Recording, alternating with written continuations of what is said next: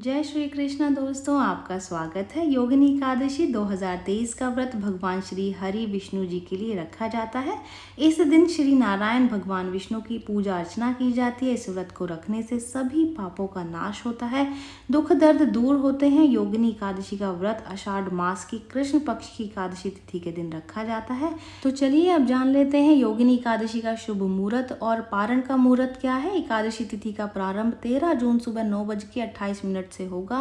एकादशी तिथि का समापन यानी कि समाप्ति 14 जून सुबह 8:28 से होगी। योगिनी एकादशी का जो व्रत है वो 14 जून 2023 दिन बुधवार को रखा जाएगा। योगिनी एकादशी का जो पारण मुहूर्त है वो 15 जून को है, यानी कि दिन गुरुवार सुबह 5:22 से 8:10 इस बीच में पारण का समय है।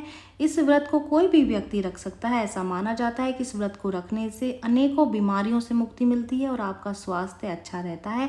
अगर आप निरोगी रहना चाहते हैं तो आप इस व्रत को रख सकते हैं। योगिनी एकादशी के दिन आज बताए गए 5 उपाय करने से भगवान विष्णु की विशेष कृपा प्राप्त होती है और घर की सुख समृद्धि बढ़ती है। योगिनी एकादशी के दिन भगवान विष्णु को खीर का भोग लगाना बेहद खास और शुभ माना गया है। भक्त इस दिन चावल की खीर में तुलसी के पत्ते डाल करके भगवान विष्णु को भोग लगाते हैं। मान्यता है कि खीर के इस उपाय से प्रभु प्रसन्न होते हैं और भक्तों की इच्छा को पूरी करते हैं। हालांकि इसमें एक बात बहुत ही खास और ध्यान योग्य है। एकादशी के दिन तुलसी का पत्ता नहीं तोड़ा जाता है। एक दिन पहले ही तुलसी के पत्ते तोड़ करके आप इस्तेमाल कर सकते हैं। भगवान विष्णु को पंचामृत बेहद ही प्रिय है और एकादशी के दिन भगवान विष्णु को पंचामृत से अभिषेक किया जाता है। माना जाता है कि ऐसा करने से धन में वृद्धि और प्रत्येक इच्छा पूरी होती है। योगिनी एकादशी के दिन भगवान विष्णु को दक्षिणावर्ती शंख से जल अर्पित करना बेहद ही शुभ और अच्छा माना जाता है। भगवान की पूजा के बाद पीले वस्त्र, चने की दाल, गुड़, केला, वस्त्र, ये सब वस्तुओं का दान करना बेहद ही शुभ माना गया है।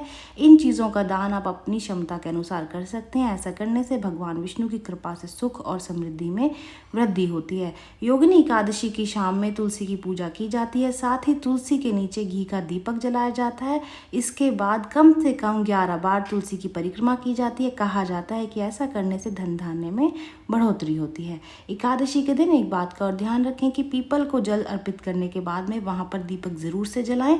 मान्यता है कि पीपल में भगवान विष्णु का वास होता है। योगिनी एकादशी के दिन ऐसा करने से भगवान विष्णु का विशेष आशीर्वाद प्राप्त होता है। तो चलिए अब योगिनी एकादशी का महत्व जान लेते हैं। जो भी व्यक्ति इस व्रत को रखता है, इस व्रत को रखने से 88,000 ब्राह्मणों को भोजन कराने के बराबर पुण्य मिलता है। जो अपने जीवन की व्यस्तता के चलते ब्राह्मणों को भोजन नहीं करवाना चाहते पर वो चाहते हैं तो वो इस व्रत को रख सकते हैं।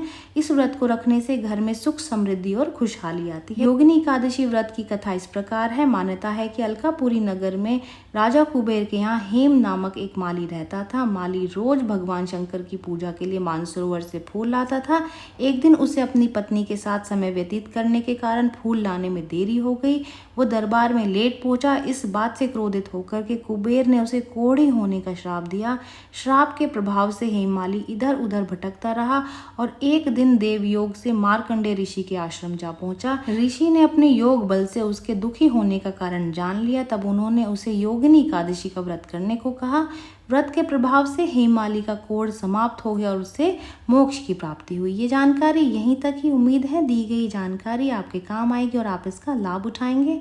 जो लोग वीडियो देख रहे हैं वीडियो को लाइक कर दीजिए, चैनल को सब्सक्राइब कर दें, नोटिफिकेशन बेल को दबाना बिल्कुल भी ना भूलें, क्योंकि यहाँ पर इस तरीके की महत्वपूर्ण जानकारियाँ मिलती रहती हैं। तो चलिए मिलते हैं नई वीडियो में नई जानकारी के साथ। जय श्रीमन नारायण दोस्तों, जय श्री कृष्ण।